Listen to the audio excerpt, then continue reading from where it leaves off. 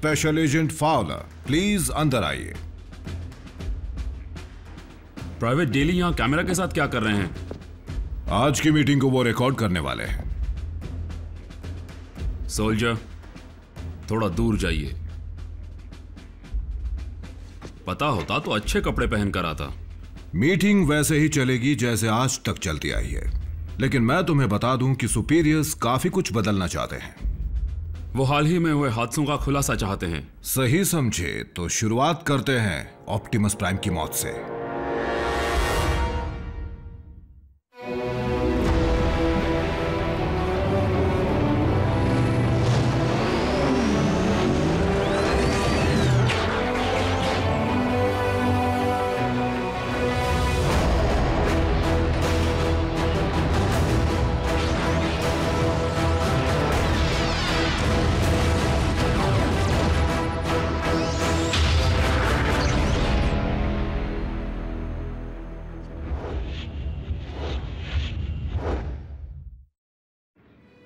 मैं आपको पहले ही बता चुका हूं, ऑप्टिमस ठीक है और जिंदा है।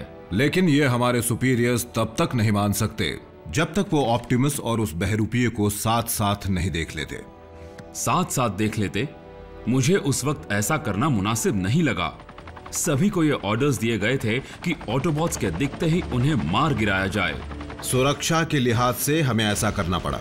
इसका अच्छा पहलू तो देखिए, अब हमारे पास मैक की पूरी जानकारी है, खासकर उनके लीडर साइलस की। वैसे उसका असली नाम है कर्नल लीलैंड बिशप।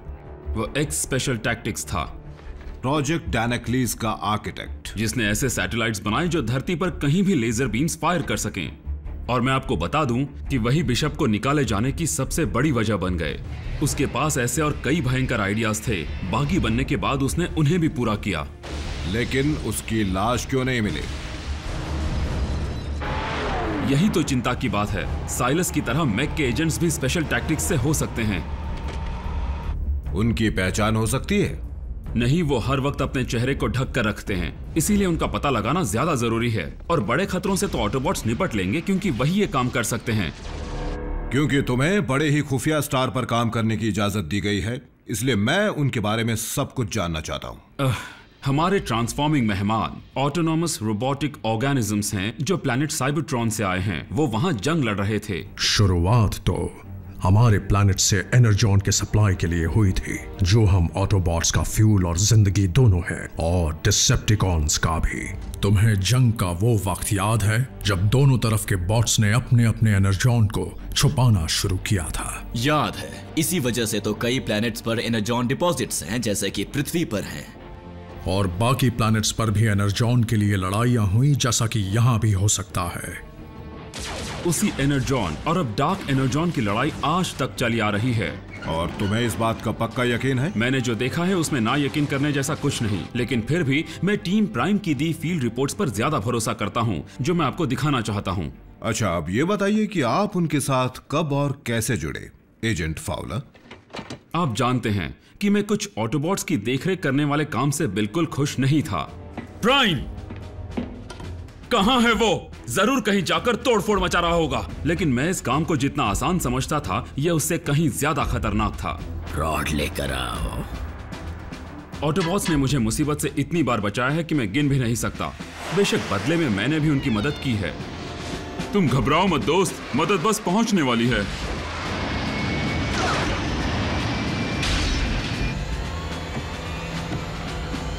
कई बार अपने अधिकारों का इस्तेमाल करके ये लड़की मेरे साथ जाएगी, तो कभी अपने तेज दिमाग का इस्तेमाल करके। हम सब सिस्टम को कैलिब्रेट कर रहे थे, और क्या है कि थोड़ी सी खराबी आ गई थी, लेकिन अब ठीक है। मतलब आप कैसे हैं? ऐसा नहीं है कि मैंने कभी गलतियां नहीं की। फिर से नहीं।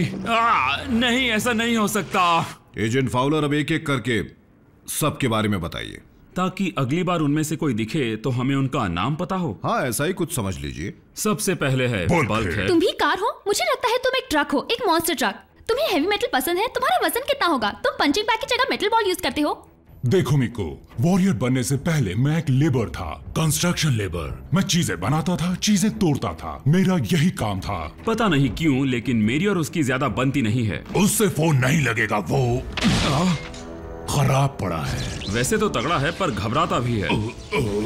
नीचे मत देखना।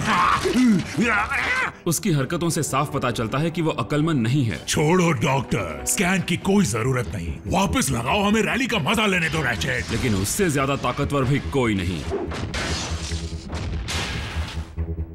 शुक्र है कि सारे साइंटिफिक काम रैचेट संभालता है।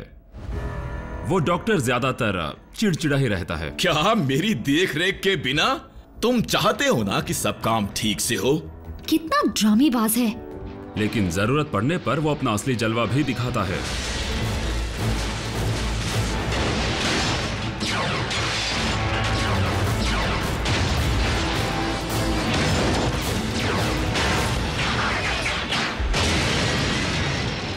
घबराओ मत, मैं एक एम्बुलेंस हूं। फिर आती है आरसी, एक मोटरसाइकिल। कद में सबसे छोटी जरूर है, लेकिन काम बड़े बड़े करती है।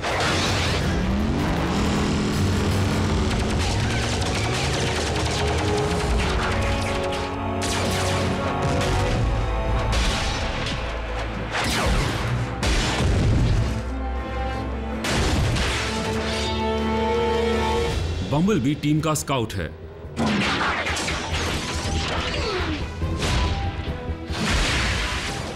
अब तक वो योद्धा बना नहीं है, लेकिन सच कहूं तो उसमें काबिलियत है। आरसी कम बोलती है, लेकिन बम्बल भी ऐसा एक भी शब्द नहीं बोलता जिसे हम समझ सकें।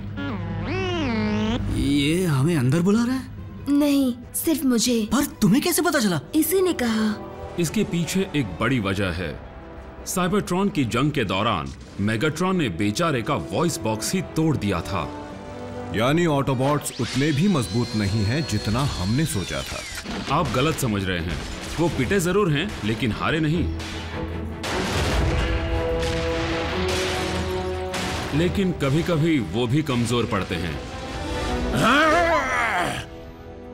तुम लड़कियों की तरह चिल्ला रहे थे? नहीं, शायद। माना कि हमने अपने लिए ऐसा अंत नहीं चुना था, लेकिन अगर सच में यही हमारा अंत है, अगर इसी तरह हमें खत्म होना है तो नहीं, क्लिफ जंपर का सिग्नल ऑफलाइन हो चुका है। क्लिफ जा चुका है। यहाँ पर अफसोस मनाने से कोई फायदा नहीं। हमने इस बात को तब जाना जब हमने क्लिफ जंपर को खो दिया। और आपको यकीन है कि क्लिफ जंपर के बाद कोई ऑटोबॉट नहीं मरा? मैंने कहा ना, आपके पास जो बेजान ऑटोबॉट है वो प्राइम नहीं, उसकी कॉपी है। सिर्फ आपका कहना काफी नहीं होगा। जब तक हमें साइलस या मैक की बनाई उस टेक्नोलॉजी का कोई सबूत नहीं मिलता जिससे वो उस कॉपी को चला रहे थे। मैक कोई भी सुराग नहीं छोड़ते, ये बात आप भी जानते हैं। आपकी आखिरी रिपोर्ट के मुताबिक ऑप्टिमस प्राइम डिसेप्टिकॉन्स के साथ मिल गया था। जानबूझकर नहीं, प्राइम अपनी याददाश्त खो बैठा था, इसीलिए ऐसा हुआ। लेकिन ये सारे सबूत इसी तरफ इशारा करते हैं कि हाल ही में हुए हमलों के पीछे उसी का हाथ हो सकता है। देखिए, हमारे सुपीरियर्स को डर लगने लगा है कि हम जिन पर भरोसा कर रहे हैं वो कभी भी मुड़कर हम पर हमला कर सकते हैं। इसलिए मुझसे पूछा गया है कि क्या आपको ट्राइब्यूनल के सामने ले जाना ठीक रहेगा? ट्राइब्यूनल? वो तो ऑपरेशन बंद करवा सकते हैं, मुझे जेल में डाल सकते हैं। जनरल ब्राइस, प्राइम धोखेबाज नहीं है, वो हमारा साथी है। वो ऑटोबॉट्स कभी किसी को नुकसान नहीं पहुंचाएंगे। उन बच्चों से पूछ लीजिए। बच्चे?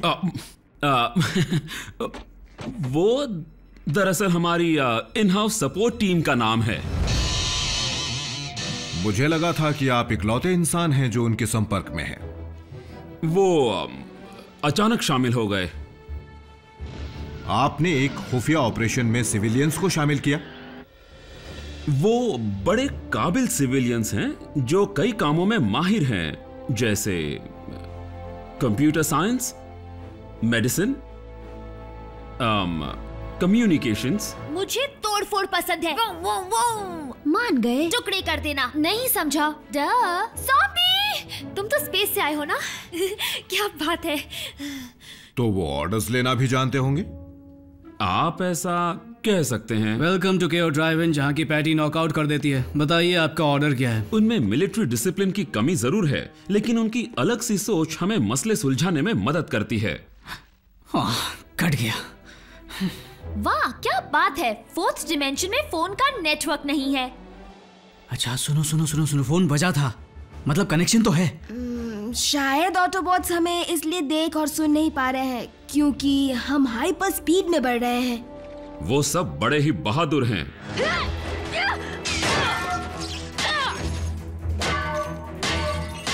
ये मुझसे नहीं बचेगा।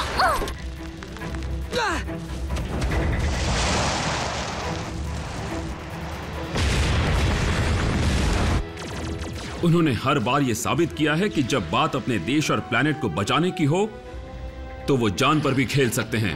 यानी उन सिविलियंस ने दुश्मन का भी सामना किया है। मैं चेहरे भूलता नहीं, इंसानों के भी नहीं। तुमने अगर कोई चालाकी की तो तुम मेरा चेहरा कभी नहीं भूल पाओगे, कभी नहीं। इत्तेफाक से सामना होता रहा। मिको, यहाँ मत देखो।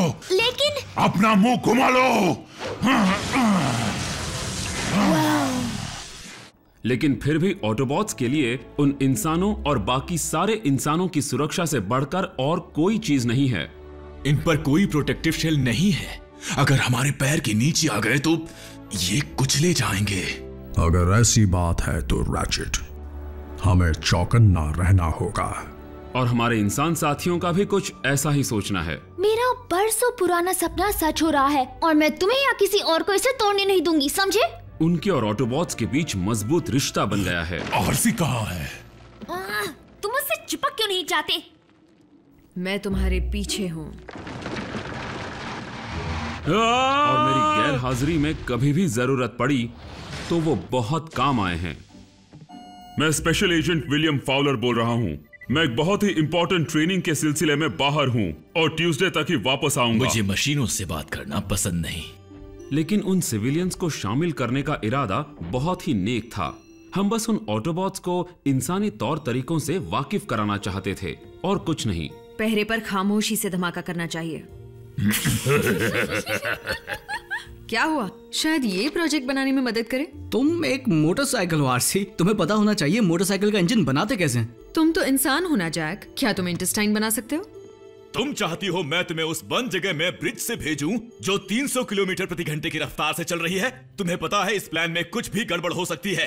बुरा हादसा, मानसिक या शारीरिक हानि, लोहे का घिसना। वैसे आखिरी वाला मेरे लिए था। अफसोस हमने अब तक उनके साइंस का पूरी तरह फायदा उठाना शुरू नहीं किया है। लेकिन मैं अपने B2 प्लेन को बिना फ्लाइट सूट पहने उड़ा सकता हूं। तो आपके ऑर्गन्स ना फटने की वजह क्या है? रैचेट ने कैबिन के प्रेशर रेगुलेटर में थोड़े फेरबदल किए थे। मैं आराम पसंद इंसान हूं। हम शायद मुद्दे से हट रहे हैं। ये बताइए कि अब तक हम मेगाट्रॉन को खत्म करने में कामयाब क्यों नहीं हुए? नहीं! शायद डिसेप्टिकॉन के लीडर के पास 9 जिंदगियां हैं, यही वजह है। वो मेरी आंखों के सामने है। अच्छी खबर ये है कि वो मुझे नहीं देख पा रहा, उसकी आंखें बंद हैं। ऐसा नहीं कि हमने कोशिश नहीं की। अजीब बात तो ये है कि जब उसे मारने का मौका मिला तब हमें उसकी जरूरत थी। मेगाट्रॉन ने इंसानों को बचाने में मदद की थी। ऑप्टिमस, हमारे दोनों गिरोह ऑटोबॉट और डिसेप्टिकॉन कोई नहीं बचेगा। अगर यूनिक्रॉन बच गया तो। खोलकर बताइए। हमारे सामने मैक या डिसेप्टिकॉन से भी बड़ी मुसीबत खड़ी हो गई थी। ऐसा दुश्मन जो सदियों से यही था, यूनिक्रॉन। आपको यह सुनने में अजीब लगेगा, पर हमारे प्लैनेट का कोर वो नहीं है जो हमारा साइंस समझता है। वो दरअसल यूनिक्रॉन है। एजेंट फाउलर, माफ कीजिएगा पर मुझे मजबूरन यहीं रुकना होगा क्योंकि आपको किसी दिमाग के डॉक्टर के पास भेजना बेहद जरूरी है। ये आप क्या कह रहे हैं? यूनाइटेड स्टेट्स गवर्नमेंट का रिप्रेजेंटेटिव होने के नाते मैं घोषित करता हूं कि आप अपना मानसिक संतुलन खो चुके हैं।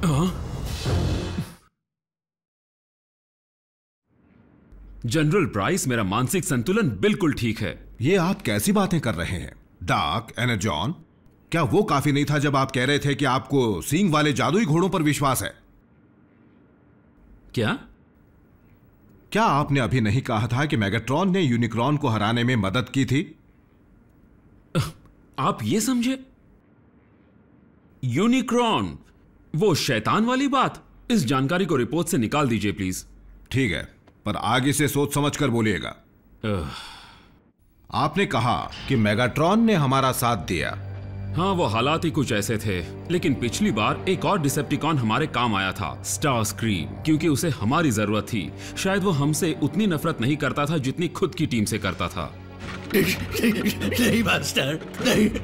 स्टार स्क्रीम ने कई बार मेगाट्रॉन को धोखा देने की कोशिश की है। अगर वो सच में डिसेप्टिकॉन से अलग होना चाहता है तो उससे मिली जानकारी हमारे लिए कीमती साबित हो सकती है। मेगाट्रॉन ने मुझे बेरहमी से मारने की कोशिश की। इतना काफी नहीं तो उसने मेरी जगह अरैक्निड को दे दी, और उसने भी मुझे सड़ने के लिए छोड़ दिया। तो मैं ऐसों का साथ क्यों दूं? मेगाट्रॉन स्टार स्क्रीम को खत्म करना चाहता था, इसके बावजूद स्टार स्क्रीम उसका भरोसा जीतने में लगा रहा। सोचो मेगाट्रॉन कितने खुश होंगे जब मैं उन्हें बचाने के साथ एक ऑटोबॉट भी भेंट करूंगा। फिर तो मुझे मेरी खोई हुई इज्जत वापस मिल जाएगी। स्टार स्क्रीम घबराहट में कुछ भी कर सकता है, इसलिए कुछ बातों में वो मेगाट्रॉन से ज्यादा खतरनाक हो सकता है।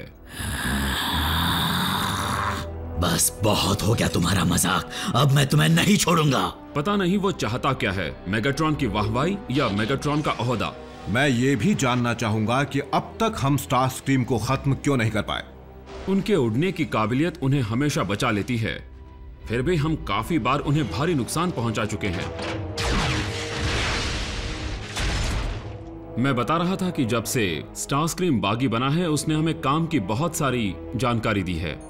स्टार स्क्रीम, मेरे पास ऐसी जानकारी है जो तुम्हारे बहुत काम आएगी। साथ में फर्स्ट एड भी लाना।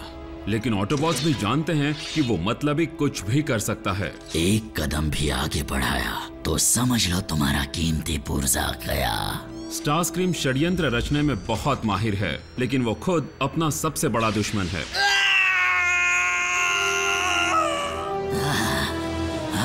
ये क्या?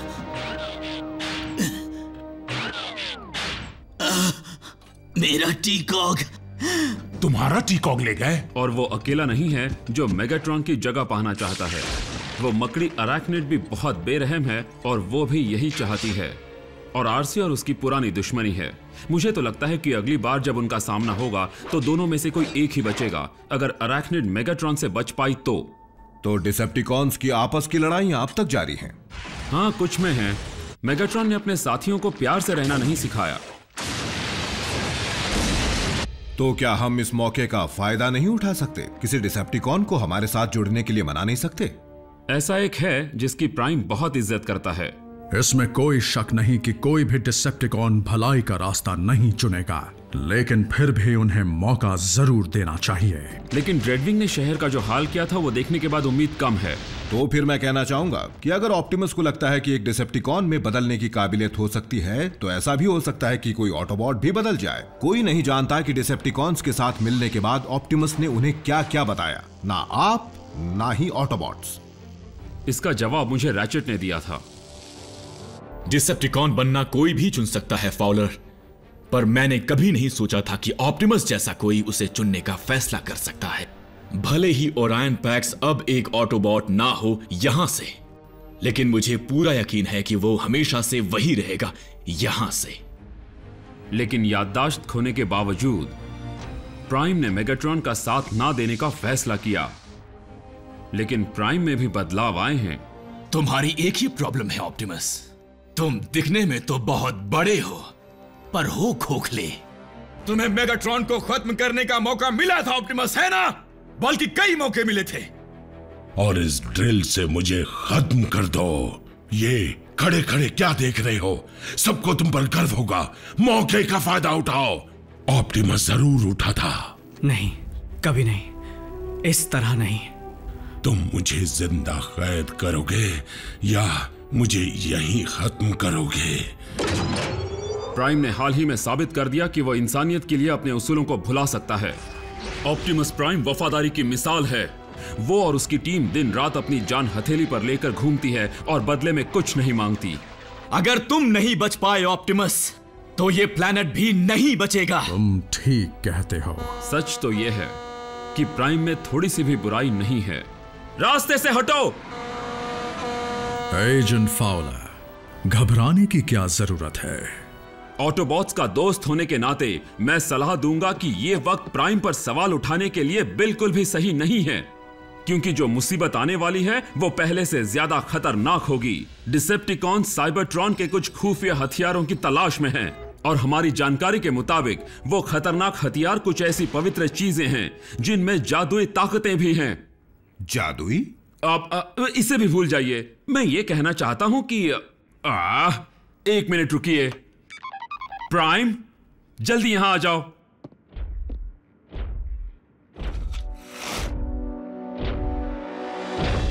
एजेंट फाउलर, क्या तुम्हें मैक के एजेंट्स का कुछ पता चला? नहीं, अब तक नहीं। जनरल ब्राइस जानना चाहते हैं कि तुम्हारी तबीयत ठीक है या नहीं। मैं बिल्कुल ठीक हूं जनरल ब्राइस। आप कैसे हैं? मैं ठीक हूं सोल्जर। फाउलर, मुझे रिपोर्ट बनाने के लिए जो जानना था वो जान गया कि ऑप्टिमस प्राइम जिंदा है और हमारा साथ कभी नहीं छोड़ेगा। हमारी बात समझने के लिए शुक्रिया सर। डिसमिस्ड।